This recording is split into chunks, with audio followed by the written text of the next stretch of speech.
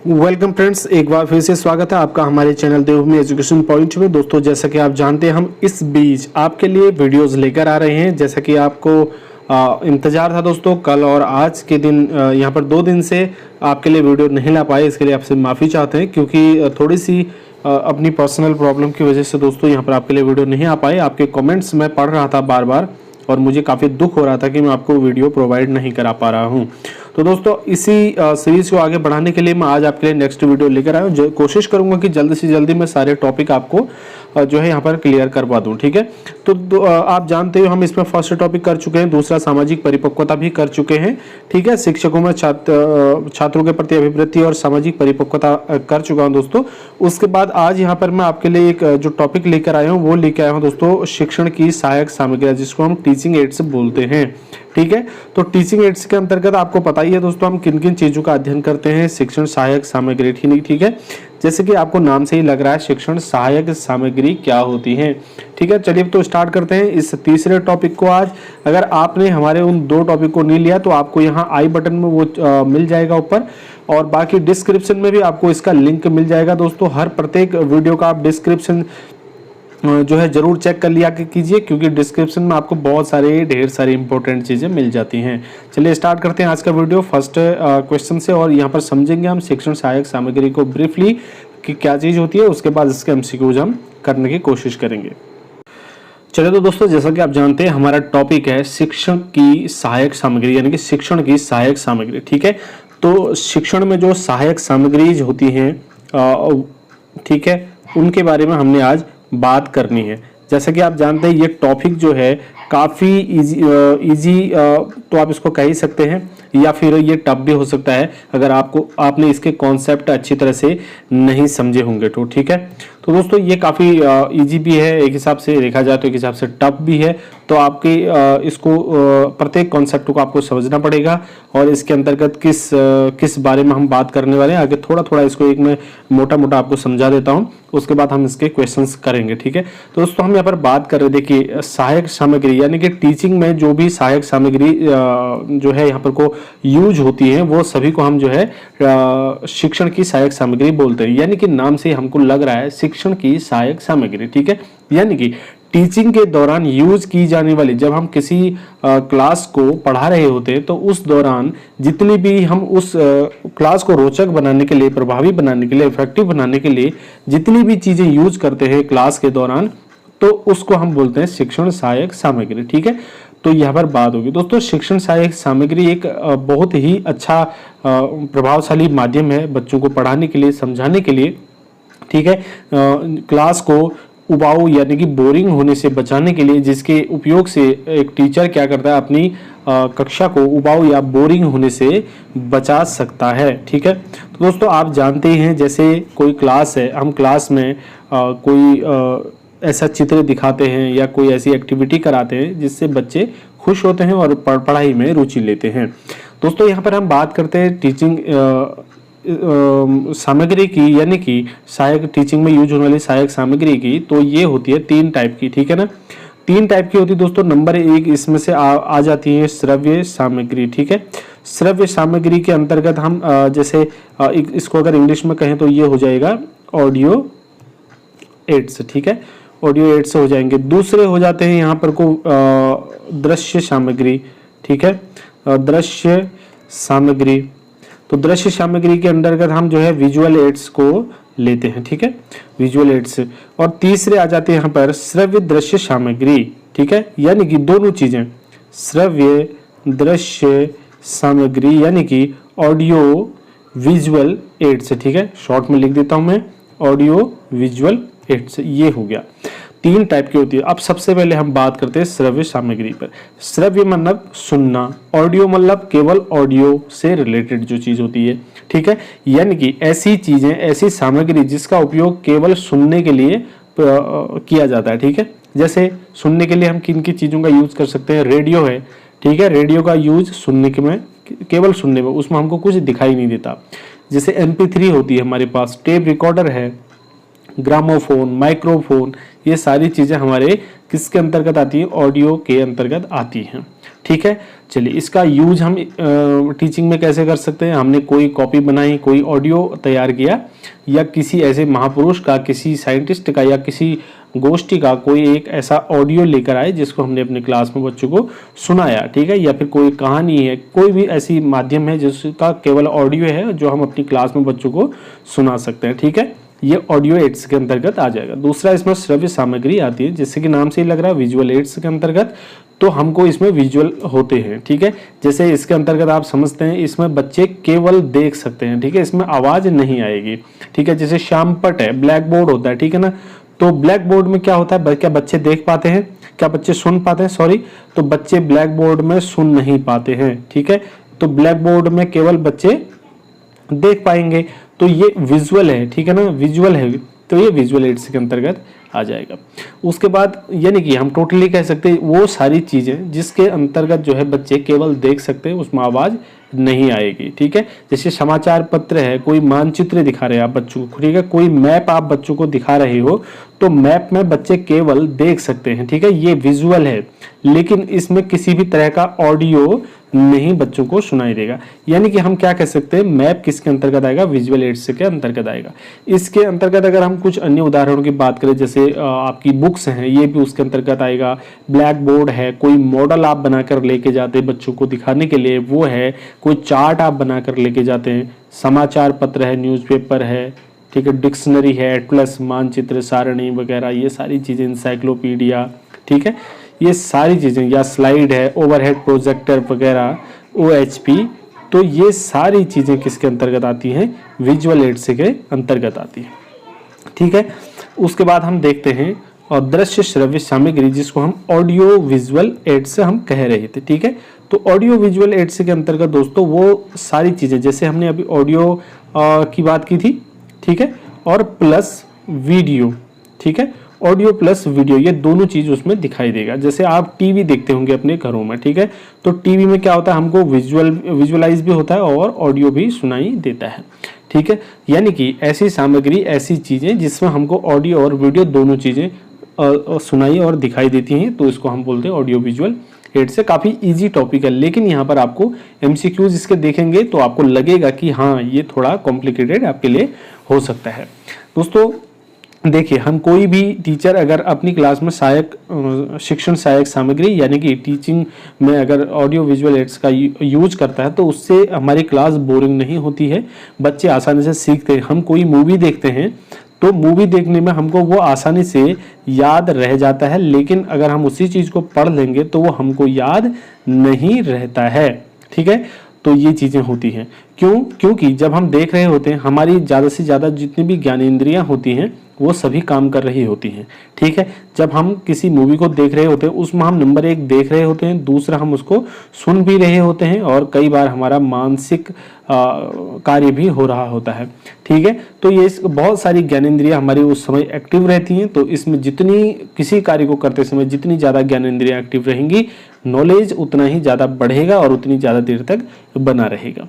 चलो, ये तो होगी कुछ मेन बात है। अब हम आ जाते हैं इसके मेन टॉपिक पर, जहां पर हमको इसके MCQs देखने को मिलेंगे, ठीक है, और हम समझेंगे कि किस तरीके के MCQs इसमें आए हुए हैं, क्या इनको हम आसानी से कर पाएंगे, और अगर इसमें प्रॉब्लम आ सकती है तो फिर कहां पर आ सकती है। तो दोस्तों देखिए, इसमें पहला क्वेश्चन आया हुआ है, वन्य जीवन पर कोई पाठ पढ़ाने के लिए निम्नलिखित में से कौन सी विधि या सामग्री का उपयोग उपयुक्त माना जाता है, ठीक है। तो अगर कोई वन्य जीवन पर कुछ पाठ को पढ़ा रहा है तो कौन सी विधि या फिर कौन सी सामग्री उपयुक्त मानी जाएगी। तो दोस्तों इसमें मॉडल दिया है, दौरा दिया है, फिल्म प्रदर्शन और स्लाइड प्रदर्शन, इसमें 4 ऑप्शन दिए गए हैं। तो आपको इसमें क्या लगता है। देखिए, अगर वन्य जीवन पर अगर कोई चीज़ पढ़ाई जा रही है ना, तो इसमें जो दौरा होगा, ठीक है, तो वहाँ का दौरा सबसे ट्रिप जिसको हम इंग्लिश में कह सकते हैं, तो ये ट्रिप सबसे मेन होगा, इम्पोर्टेंट होगा। दोस्तों वन्य जीवन अगर पढ़ा रहे हैं किसी मॉडल पे दिखा के, ठीक है, मॉडल पे आप दिखा सकते हो, फिल्म में प्रदर्शन भी कर सकते हैं किसी वन्य जीवन का, किस तरीके का वहाँ पर जीवन होता है, कैसे जो है वहाँ की सुरक्षा होती है, पूरा चीज़ें आप दिखा सकते हैं। लेकिन जो वहाँ का अगर ट्रिप होगा तो बच्चे उसको खुद अनुभव करेंगे, वहाँ पर प्रत्यक्ष रूप से उसको देखेंगे, प्रत्यक्ष रूप से उसका अनुभव करेंगे, ठीक है। पहाड़ पर अगर किसी नदी को पार करना है, किसी जंगल में चढ़ना है, तो फिल्म में देख के वो समझ तो जाएंगे लेकिन उसका अनुभव खुद नहीं कर पाएंगे। अगर उसका दौरा करते हैं वहाँ का जंगल का, तो खुद उसको अच्छे से कर सकते हैं अनुभव पूरी तरीके से। दूसरा क्वेश्चन है, दृश्य, श्रव्य और शारीरिक गतिविधियां एक शिक्षक को शिक्षण में मदद करती हैं क्योंकि वे, दोस्तों मैंने पहले ही कहा, दृश्य, श्रव्य और शारीरिक गतिविधियां एक शिक्षक को शिक्षण में मदद करती क्योंकि वे, हमने कहा था ये जितनी भी चीजें होती हैं ये क्या करती है, इंद्रियों का ज़्यादा से ज़्यादा प्रयोग कराती हैं। तो जितनी ज़्यादा इंद्रियों का प्रयोग होगा नॉलेज उतना ज़्यादा बढ़ेगा और उतनी देर तक बना रहेगा। यानी कि यहाँ पर कोई ऑप्शन सी देखेंगे आप, इंद्रियों का अधिकतम उपयोग करके सीखने में सहयोग करती हैं। ठीक है, तो दृश्य, श्रव्य सामग्रियाँ क्या करती हैं, इंद्रियों का अधिकतम उपयोग कराती हैं और इससे क्या होता है, सीखने में सहयोग होता है। चलिए आगे है, निम्नलिखित में से किसे एक प्रोजेक्ट सहायता सामग्री नहीं माना जाता है। तो दोस्तों प्रोजेक्ट सहायता सामग्री किसे इसमें से नहीं माना जाएगा। देखिए स्लाइड प्रोजेक्टर है, ये तो माना जाएगा। ब्लैक बोर्ड इसमें से नहीं माना जाएगा। ओवरहेड प्रोजेक्टर भी माना जाएगा और एपीडियास्कोपी भी माना जाएगा। ठीक है, एपीडियास्कोपी को आप कह सकते हैं एक तरीके से ये चित्रों का बड़ा रूप देखने के लिए होता है। ठीक है, जैसे प्रोजेक्टर होता है तो प्रोजेक्टर की ही तरह होता है ये भी। अंधेरा रूम को डार्क रूम बनाया, उसमें से छोटी छोटी अगर चित्र होते तो उसको आप जो है इसके लाइट के माध्यम से स्क्रीन पर बड़े करके देख सकते हैं। ठीक है, चलिए आगे अगला क्वेश्चन है, शैक्षणिक दौरे के, यहाँ पर थोड़ा सा मिसप्रिंट हुआ है, तो शैक्षणिक दौरे के दौरान अपने बच्चों से आपकी क्या अपेक्षाएं होनी चाहिए। ठीक है, जब आप किसी अपने बच्चों को या स्टूडेंट्स को किसी ट्रिप के लिए लेकर जाते हैं, ठीक है, एजुकेशनल ट्रिप के लिए लेकर जाते हैं, तो उस दौरान आपको बच्चों से क्या अपेक्षाएं नहीं होनी चाहिए, यानी कि आप क्या उम्मीद उनसे नहीं करेंगे। ठीक है, बच्चों को दौरे का आनंद लेना चाहिए, बिल्कुल है, आप ये उम्मीद करेंगे कि बच्चे उस दौरे का आनंद लें। बच्चों का अवलोकन करके प्रश्न पूछने चाहिए, तो बच्चों को यहाँ पर को होना चाहिए, बच्चों को अवलोकन करके प्रश्न पूछने चाहिए, ये ठीक है, बिल्कुल सही है। बच्चे किसी भी चीज़ को देखेंगे, उसका अवलोकन करेंगे, तो उसके बाद अपने शिक्षक से प्रश्न पूछेंगे भी, आप ये उम्मीद उनसे करेंगे। ठीक है, तीसरा है, बच्चों को कोई भी प्रश्न नहीं पूछना चाहिए। कोई भी शिक्षक ऐसा नहीं होगा जो अपने बच्चों से ये उम्मीद करे कि उनका बच्चा उनसे प्रश्न ना पूछे। ठीक है, तो यहाँ पर कौन सा आपको कौन सी अपेक्षा नहीं होना चाहिए है, तो यहाँ पर सी वाला जो है हमारा सही उत्तर हो जाएगा। ठीक है, सी वाला। बाकी बच्चों को अवलोकन करके अपनी डायरी में प्रश्न लिख लेने चाहिए, ये भी शिक्षक चाहेगा अपने बच्चों से। तो यहाँ पर 3 के 3 ऑप्शन सही हो जाते हैं। चौथा जो सी ऑप्शन है, ये एक कोई भी टीचर अपने बच्चों से उम्मीद नहीं करेगा। ठीक है, यहाँ पर हमारे इस क्वेश्चन के लिए ऑप्शन सी सही हो जाता है। उसके बाद अगला क्वेश्चन है, आपकी राय में छात्रों को प्रेरित कराने के लिए सर्वोत्तम साधन क्या है। तो दोस्तों हमारी राय में एक टीचर की जगह पर हमको खुद को रखकर देखना है। ठीक है, तो आपकी राय में छात्रों को प्रेरित कराने के लिए सर्वोत्तम साधन क्या होगा भैया। क्लासरूम को अगर बच्चे बोरिंग महसूस करेंगे तो पढ़ने में उनका ध्यान नहीं लगेगा और प्रेरित होने की तो बात दूर रही। ठीक है, यानी कि पाठ को सबसे रोचक बनाना ही एक टीचर की जिम्मेदारी होती है क्लासरूम में। ठीक है, पाठ को सबसे रोचक बनाना। दृश्य श्रव्य सामग्री सहायता का सामग्री का प्रयोग करना, ये तो बिल्कुल सही है, लेकिन आप इस ऑप्शन को देखेंगे तो ये कहीं न कहीं पाठ को सबसे रोचक बनाने के अंतर्गत ही आ जाएगा। ठीक है ना। अब भैया अगर दृश्य श्रव्य सामग्री का उपयोग आप करेंगे तो उससे क्या हो जाएगा, पाठ रोचक हो जाएगा। तो पाठ रोचक कैसे बनेगा, पाठ रोचक विभिन्न तरीकों का प्रयोग करके बनेगा, यानी कि ऑप्शन बी यहाँ पर सीधे सीधे सही हो जाता है, जिसके अंदर ऑप्शन ए भी आता है। उसके बाद अगला है, शिक्षक निम्नलिखित के लिए शिक्षण संबंधी सहायता सामग्री का उपयोग करते हैं।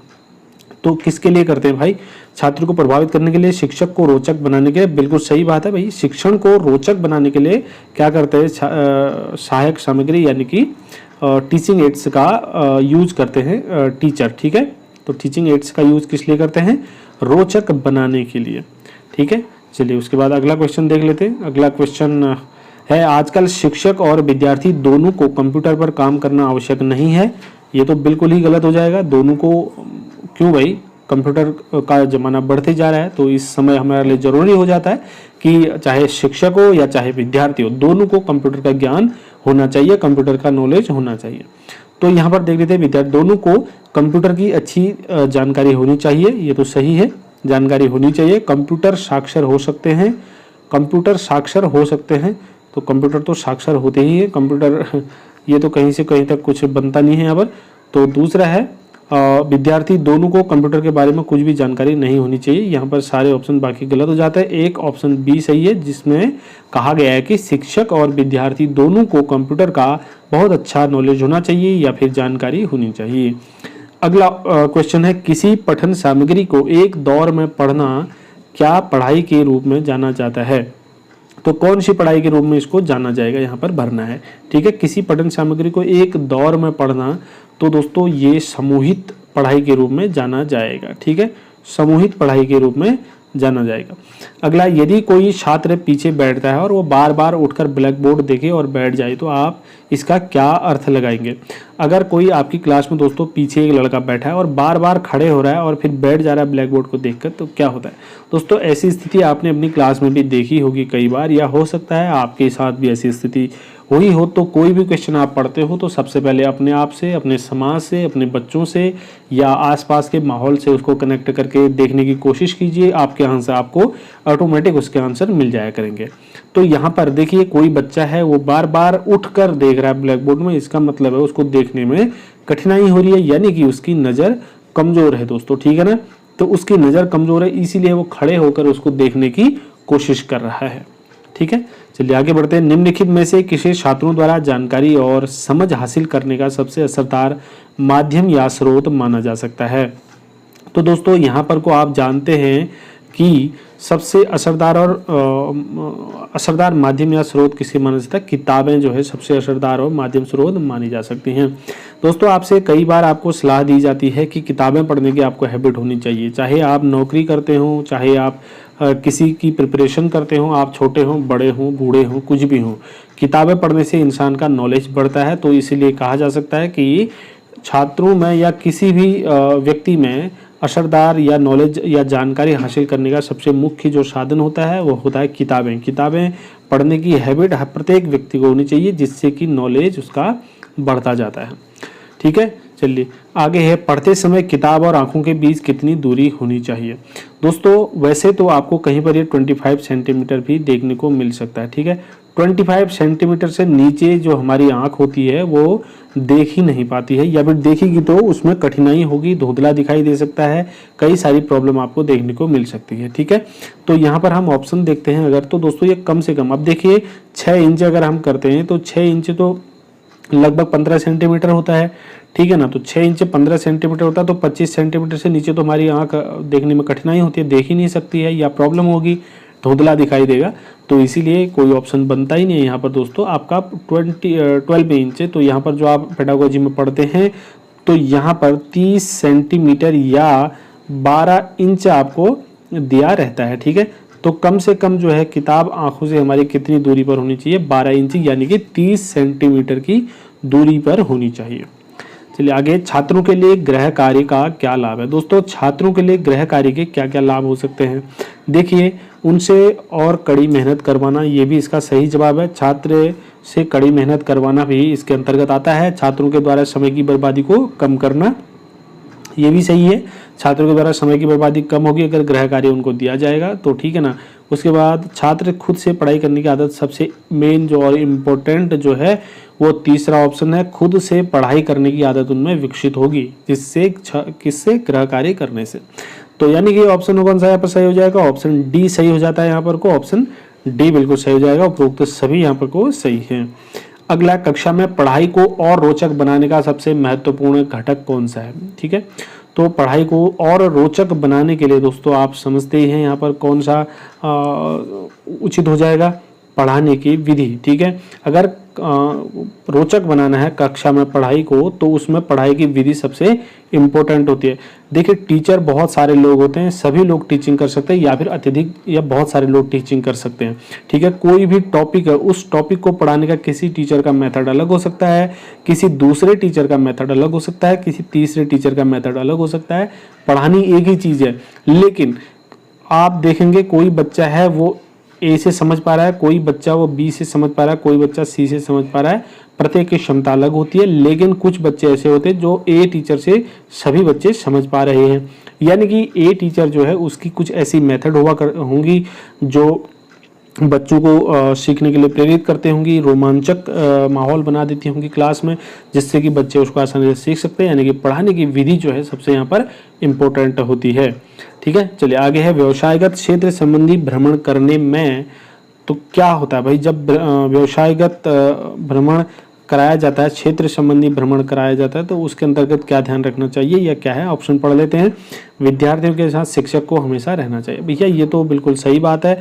जब व्यवसायगत या क्षेत्र भ्रमण होता है तो उस समय विद्यार्थियों के साथ शिक्षक को हमेशा होना चाहिए। बिल्कुल सही जवाब है। विद्यार्थियों को अपने मार्गदर्शक या गाइड से प्रश्न पूछने के लिए तैयार होना चाहिए। दोस्तों मुझे तो ये भी सही लगता है, जैसे कोई भी विद्यार्थी हैं तो अपने जब हमारे साथ जो गाइड होता है, हम किसी नई जगह पर गए हैं, कोई ऐसी चीज़ देखने गए हैं, तो वहाँ पर मान लीजिए कोई किला हम देखने गए हैं, ठीक है ना, हमारे साथ वहाँ पर गाइड है, तो गाइड से हमको पूछना भी पड़ेगा। तो उसके गाइड से हमको प्रश्न पूछने के लिए तैयार रखना चाहिए कि ये क्या चीज़ है, ये क्यों होता है, कैसे होता है, सारी चीज़ें। स्कूल वापस लौटने पर, जब हम ट्रिप से वापस लौट जाते हैं, तो उसके बारे में हमको चर्चा भी करनी चाहिए। ऑप्शन सी भी मुझे तो सही लगता है। आपको क्या लगता है आप कमेंट करके ज़रूर बता दीजिए मुझे।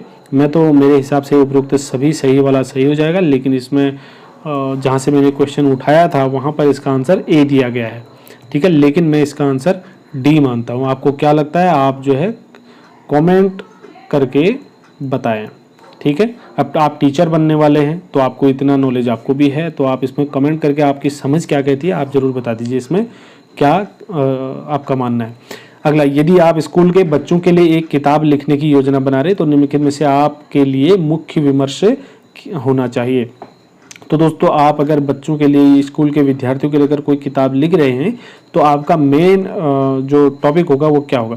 दोस्तों आप समझते ही हैं कि जो भी किताब आप लिखेंगे वो एक तर्कसंगत रूप से विषय का संपूर्ण क्षेत्र उसके अंतर्गत, उस किताब के अंतर्गत आना चाहिए, ठीक है। उसमें विषय पर नवीनतम सामग्री होनी चाहिए। अब भैया वो किताब के प्रकृति पर डिपेंड करता है ना, नवीनतम सामग्री होनी चाहिए ये तो ठीक है, लेकिन अगर हम हिस्ट्री पढ़ा रहे होंगे तो जरूरी नहीं तो नवीनतम सामग्री होगी ना, उसमें तो हमको पुरानी चीज़ें भी लिखनी होंगी, ठीक है।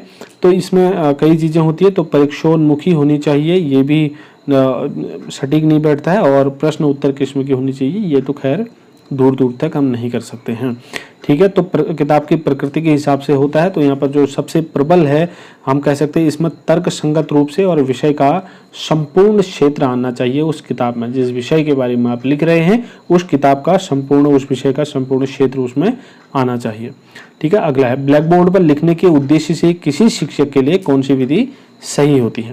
दोस्तों अगर ब्लैक बोर्ड पर आप लिख रहा है कोई शिक्षक, तो उस पर क्या लिखा जाता है? ब्लैक बोर्ड का मतलब होता है कि जो भी इंपॉर्टेंट चीज़ें हैं, कुछ मुख्य तथ्य हैं, उनको ब्लैक बोर्ड पर लिखा जाए, ठीक है। तो चल पढ़ लेते हैं ऑप्शन क्या कहना चाह रहा है। पहले विषय लिखना और फिर विद्यार्थी को इसे पढ़ने के लिए कहना, ठीक है। तो ये तो नहीं है, ये सही तरीका नहीं है। आप एक टीचर क्या करता है, किसी भी कोई प्रकरण को पढ़ा रहा है तो उसको ब्लैक बोर्ड पर लिख देगा पूरा एक इमला की तरह, और उसके बाद विद्यार्थियों के पढ़ने के लिए, तो वो सही नहीं माना जाता। उसके बाद तेजी से और जितना हो सके साफ साफ लिखना। भाई तेजी से लिख देगा ब्लैक बोर्ड पर और साफ साफ लिख देगा, इससे भी कोई खास फर्क पड़ने वाला नहीं है, तो ये विधि भी हम इसको सही नहीं मानेंगे। अगला है, विद्यार्थियों के सामने एक प्रश्न रखना और फिर उसके द्वारा बताए गए उत्तर को लिखना। देखिए कोई बच्चे हैं, सॉरी अपने विद्यार्थी हैं, जो स्टूडेंट्स हैं, उनके सामने कोई भी प्रश्न रखा जाएगा और बच्चों से उसका आंसर लिया जाएगा और उनके द्वारा जो उत्तर बताया जाएगा उसको ब्लैक बोर्ड पर लिखा जाएगा, ठीक है, और उसके विभिन्न पहलुओं पर फिर बात की जाएगी, ये सही जवाब है। उसके बाद ब्लैक बोर्ड की तरफ मुड़ना और एक ही समय पर लिखने के साथ साथ पढ़ाना। ब्लैक बोर्ड पर कुछ टीचर होते हैं ऐसे जो ब्लैक बोर्ड की तरफ मुड़ जाते हैं, बच्चों की तरफ पीठ कर लेते हैं और लिखते रहते हैं और मुंह से बोलते भी रहते हैं। इससे भी कोई जो है, इसको भी हम सही विधि नहीं कहते हैं। आपने जिस समय बीएड किया था आपको बताया गया होगा कि ब्लैक बोर्ड पर किस तरीके से खड़ा रहा जाता है, इस तरीके से। तो आपकी नज़र जो है ब्लैक बोर्ड और बच्चे दोनों की साइड को रहनी चाहिए, ठीक है। तो ऑप्शन यहाँ पर कोई सी बिल्कुल सीधा सीधा सही हो जाता है। अगला है, शिक्षक द्वारा ब्लैक बोर्ड का सर्वोत्तम उपयोग किसके लिए किया जाता है? तो ब्लैक बोर्ड पर मैंने आपसे थोड़ी देर पहले कहा था, तो शिक्षक के द्वारा महत्वपूर्ण और जो भी इम्पोर्टेंट टॉपिक हैं, जो भी इम्पोर्टेंट पॉइंट्स हैं, उनको लिखने के लिए ही किया जाता है ब्लैक बोर्ड पर जो है का उपयोग। ठीक है, चलिए ऑप्शन सी यहाँ पर सही है। महत्वपूर्ण तथा उल्लेखनीय बिंदु को लिखने के लिए ब्लैक बोर्ड का उपयोग किया जाता है। अगला क्वेश्चन है दोस्तों, एक रेखा चित्र में 1000 से अधिक शब्द निहित होते हैं। इंपॉर्टेंट है, कोई भी एक रेखा चित्र है तो उसमें क्या होता है, 1000 से अधिक शब्द निहित होते हैं। इसका अभिप्राय क्या है? तो दोस्तों इसका अभिप्राय का मतलब, इसका मतलब क्या है दोस्तों, देखिए एक रेखा चित्र है या कोई भी चीज़ है, यानी कि इसका कहने का मतलब ये है कि उसमें बहुत सारी चीज़ें छुपी होती है। जो टीचर होता है उसको उन चीज़ों का प्रयोग क्लासरूम में करना चाहिए, यानी कि शिक्षक के उपकरणों का प्रयोग करना चाहिए। ठीक है, इसका कहने का मतलब है कि अगर एक रेखा चित्र है उसमें 1000 से अधिक शब्द छुपे हुए होते हैं। अगर हम इन चीज़ों का प्रयोग करेंगे और बच्चों को उन सारी चीज़ों से उजागर करेंगे, उन सारे शब्दों को उन बच्चों को समझाएंगे कि इसमें क्या क्या हो सकता है, मतलब आप बाकी समझ सकते हैं। अगर हम उपकरणों का प्रयोग करेंगे शिक्षण में, टीचिंग एड्स का उपयोग करेंगे, तो इससे ये सारी चीज़ें बच्चों के अच्छे से कॉन्सेप्ट समझ में आ जाएगा। ठीक है, आगे निम्नलिखित में से क्या प्रक्षेपित साधन में नहीं आता? दोस्तों प्रक्षेपित का आप मतलब समझते ही हैं, जो एक हिसाब से चलायमान स्थिति में होगा, जिसको भेजा जा रहा होगा। ठीक है, प्रक्षेपित जब हम देखते हैं यहाँ से रॉकेट या फिर कोई उपग्रह को लॉन्च किया जाता है, प्रक्षेपित किया जाता है। ठीक है, यानी कि भेजना। ठीक है, ओवरहेड प्रोजेक्टर है। प्रोजेक्टर में आपने देखा होगा, जो प्रोजेक्टर होता है, प्रोजेक्टर पीछे एक डिवाइस ऐसी लगी होती है, यहाँ पर को आपका प्रोजेक्टर लटका हुआ है। ठीक है, तो यहाँ पर आपकी स्क्रीन लगी हुई है, तो यहाँ से भेजा जाएगा, जो किरणें होती हैं वो जाकर इस बोर्ड पर लगती हैं और हमको यहाँ पर अपना जो भी हमारा टॉपिक है, जो भी हमारा चित्र वगैरह जो भी बने हुए हैं, वो हमको इस ब्लैक बोर्ड पे दिखाई दे, यानी कि यहाँ से प्रक्षेपित किया गया और ये जुड़ा होगा आपके लैपटॉप से या फिर जो भी आपका सिस्टम है उससे जुड़ा हुआ होगा। ठीक है, यानी कि प्रक्षेपित हो रहा है। तो यहाँ पर आप समझ रहे होंगे, आप ओवरहेड प्रोजेक्टर जो है प्रक्षेपित साधन है, और उसके बाद ब्लैक बोर्ड इसमें प्रक्षेपित साधन नहीं है। ठीक है ना, और उसके बाद छाया पर ये भी है और स्लाइड प्रोजेक्टर भी है। ठीक है, चलिए आगे बढ़ लेते हैं। ज़्यादा टफ नहीं है, थोड़ा सा दिमाग घुमाओगे आसानी से बन जाएगा। अगला, एक अध्यापक के लिए ब्लैक बोर्ड पर लिखने के लिए निम्नलिखित में से कौन सी पद्धति सही है? तो दोस्तों ब्लैक बोर्ड पर लिखने के लिए थोड़ी सी देर पहले हमने इस पर थोड़ी सी हल्का फुल्का चर्चा भी की थी। दोस्तों ब्लैक बोर्ड पर हम क्या करते हैं, जो मुख्य मुख्य बातें होती हैं उनको ही हम लिखते हैं और जहाँ तक संभव होता है उतना स्पष्ट लिखने की कोशिश करते हैं। हम ये कोशिश करते हैं कि हमारी कक्षा में जो अंतिम पंक्ति पर बैठा हुआ बच्चा है, तो उस तक हमारी जो हमने लिखा हुआ है ब्लैक बोर्ड पर वो साफ साफ दिखाई दे। ठीक है, तो ये हम कोशिश करते हैं। अगला है, अध्यापन के प्रति गत्यात्मक उपागम का तात्पर्य क्या है? दोस्तों गत्यात्मक उपागम का मतलब होता है, कोई भी टीचर है वो क्लासरूम के अंदर उसको ऊर्जावान होना चाहिए और वो गतिशील होना चाहिए। ऑप्शन बी यहाँ पर सीधा सीधा सही हो जाता है, गत्यात्मक उपागम। अगला है, निम्नलिखित में से कौन सा प्रक्षेपित साधन का स्रोत है? दोस्तों प्रक्षेपित साधन क्या होते हैं, मैंने अभी बताया आपको। प्रक्षेपित साधन का स्रोत है पूछ रहा है, उस समय पूछा था स्रोत नहीं है, अभी पूछ रहा है स्रोत है। अब देखिए यहाँ पर ब्लैक बोर्ड जो है प्रक्षेपित साधन नहीं है, ये गैर प्रक्षेपित साधन है। ठीक है, ब्लैक बोर्ड, त्रिविम प्रदर्श, ये भी जो है गैर प्रक्षेपित साधन है। त्रिविम का मतलब हम बोलते हैं जिसको 3D। ठीक है ना, तो ये भी जो है नहीं है। उसके बाद एपिडाइस्कोप, ये प्रक्षेपित साधन है। मैंने इसमें कहा था छोटे छोटे चित्रों को इसमें बड़ा करके देखने का एक ये साधन होता है, जैसे प्रोजेक्टर होता है ना, ओवरहेड प्रोजेक्टर, उसी तरीके का ये टेक्नोलॉजी है। ये ग्लोब है, ग्लोब भी जो है इसमें इसका साधन नहीं है। बाकी हमारा आंसर ये हो जाएगा ऑप्शन सी वाला। ठीक है, चलिए अगला है, प्रभावी शिक्षण सहायक सामग्री वह है जो, देखिए प्रभावी शिक्षण सामग्री हम किसको कह सकते हैं दोस्तों?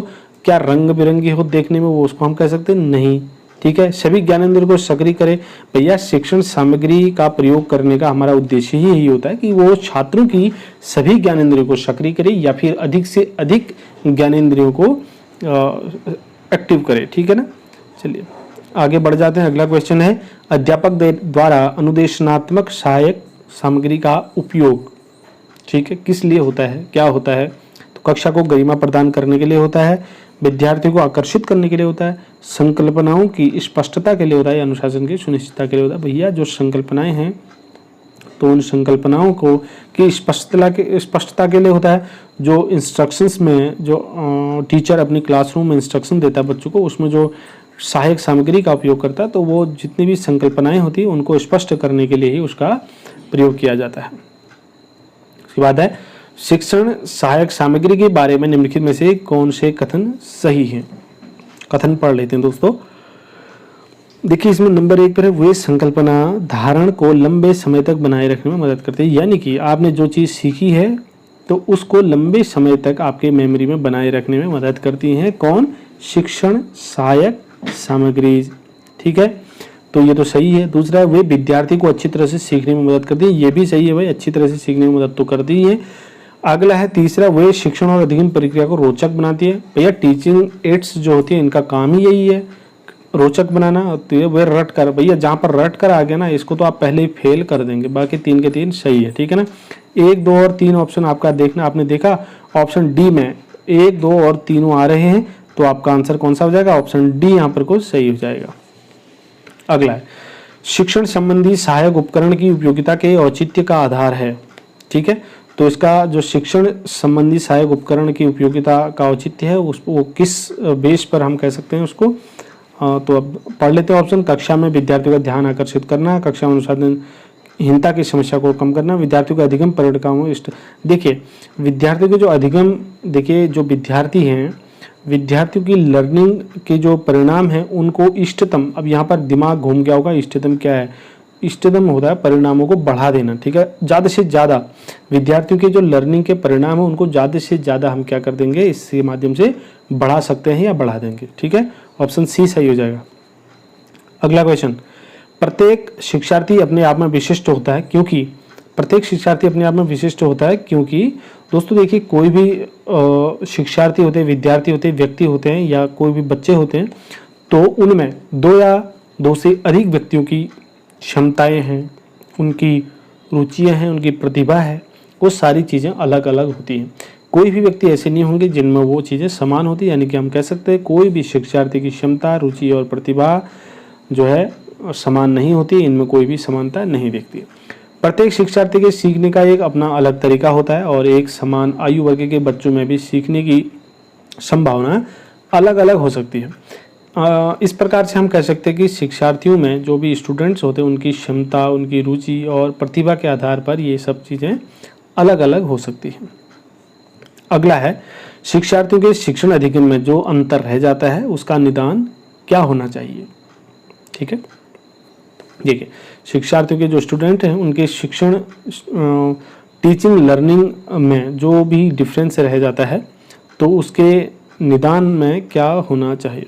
तो दोस्तों इसके निदान स्वरूप आप कह सकते हैं कि इसमें सुधार होना चाहिए, इसका समुचित सुधारात्मक उपाय होना चाहिए। ठीक है, अब सुधारात्मक शिक्षा का प्रयोग करके हम उन बच्चों की सहायता कर सकते हैं। ठीक है, जो सुधारात्मक शिक्षा का प्रयोग होता है वो इन बच्चों के सुधार के लिए या उनकी सहायता के लिए ही होता है। जो बच्चे लर्निंग में प्रॉब्लम का सामना कर रहे हैं या लर्निंग में इनकी कोई प्रॉब्लम आ रही है, ठीक है, तो ऐसे बच्चों के लिए, और इसमें जो है छात्रों की लिखने की या पढ़ने की या इस अवस्था में गणित की समस्याओं को हल करने की कठिनाइयों में भी सुधार लाने के उपाय किए जा सकते हैं। ठीक है, यानी कि हमको क्या करना चाहिए, उनके सुधार के उपाय करने चाहिए, समुचित उपाय जितने भी हम उपाय कर सकते हैं या फिर जितने भी उचित उपाय हैं उतने उपाय करने चाहिए। अगला है अधिगम के संबंध में निम्नलिखित में से कौन सा कथन सत्य है। ठीक है, तो अधिगम के संबंध में क्वेश्चन को थोड़ा हम ध्यान से समझ लेंगे। दोस्तों यहाँ पर हम ऑप्शन पढ़ लेते हैं। बच्चों के द्वारा की गई गलतियाँ यह बताती हैं कि अधिगम प्रक्रिया पूरी नहीं हुई। देखिए ऐसा नहीं होता है, बच्चों के द्वारा की गई गलतियाँ ऐसा जरूरी नहीं है कि हर वक्त ये सही हो। ठीक है ना, अधिगम एक ऐसे वातावरण में प्रभावी होता है जहाँ शिक्षार्थी सकारात्मक और भावनात्मक रूप से संतुष्ट होते हैं। बिल्कुल सही जवाब। ठीक है, तो ऐसे वातावरण में जो लर्निंग की प्रोसेस होती है, ऐसे वातावरण में, ऐसे एटमॉस्फेयर में ज़्यादा इफेक्टिव होती है जहाँ पर जो स्टूडेंट होते हैं वो पॉजिटिव होते हैं और भावनात्मक इमोशनल रूप से संतुष्ट होते हैं। ठीक है ना, जब संतुष्ट हो जाएंगे इमोशनली और पॉजिटिव रहेंगे तो दोस्तों ऐसे में क्या होगा, जो हमारा लर्निंग है वो ज़्यादा इफेक्टिव होती है ऐसे वातावरण में। ठीक है, यानी कि ऑप्शन कौन सा बी बिल्कुल यहाँ पर को सही हो जाता है। अगर देखें निम्नलिखित में से किसके लिए शिक्षार्थियों को प्रोत्साहित नहीं करना चाहिए। दोस्तों किसके लिए प्रोत्साहित नहीं करना चाहिए? देखिए भाई, प्रोत्साहित नहीं करवाना चाहिए करें। देखिए कक्षा के अंदर और बाहर दोनों तरफ प्रश्न जितना ज़्यादा पूछेंगे वो तो बढ़िया है, इसके लिए प्रोत्साहित कौन नहीं करना चाहेगा, तो अच्छी चीज़ है, ठीक है ना। दूसरा, समूह कार्य में अन्य शिक्षार्थियों के साथ अंतःक्रिया। देखिए अंतःक्रिया जितने भी स्टूडेंट, जैसे स्टूडेंट के बीच हो या स्टूडेंट टीचर के बीच हो, अंतःक्रिया तो बेहद जरूरी है टीचिंग लर्निंग प्रोसेस के दौरान, ठीक है ना। तो यहाँ पर अंतःक्रिया भी सही हो जाएगा। अधिक से अधिक पार्टी सहगामी क्रियाओं में भाग लेने के लिए भी, ये भी जो है इसके लिए कौन मना करेगा यार, ठीक है ना। तो प्रोत्साहित इसमें नहीं करना चाहिए तो सवाल ही नहीं पैदा होता। ये 3 के 3 सही हैं। अब देखिए यहाँ पर उन प्रश्नों को याद करवाना जिन्हें टीचर पूछ सकते हैं, इसके लिए प्रोत्साहित नहीं करना चाहिए, क्योंकि जो हमारी एजुकेशन पॉलिसी है दोस्तों, उसमें ये कहा गया है कि रटने की जो प्रवृत्ति है ना, वो उसको इग्नोर किया जाए, उसको हटाया जाए। रटने की प्रवृत्ति किसी भी बालक में नहीं होनी चाहिए, ठीक है ना। तो टीचर का बच्चे का ध्यान उस पर होना चाहिए कि अवधारणाएं जो भी हैं, जो कॉन्सेप्ट हैं, उनको समझने और उसका पूरी तरीके से, अच्छी तरीके से स्पष्टीकरण व्यक्त करने में होना चाहिए बच्चों का ध्यान, ठीक है। चलिए आगे बढ़ते हैं दोस्तों, और इसका लास्ट क्वेश्चन भी है ये तो आज की वीडियो का, इसको देख लेते हैं थोड़ा।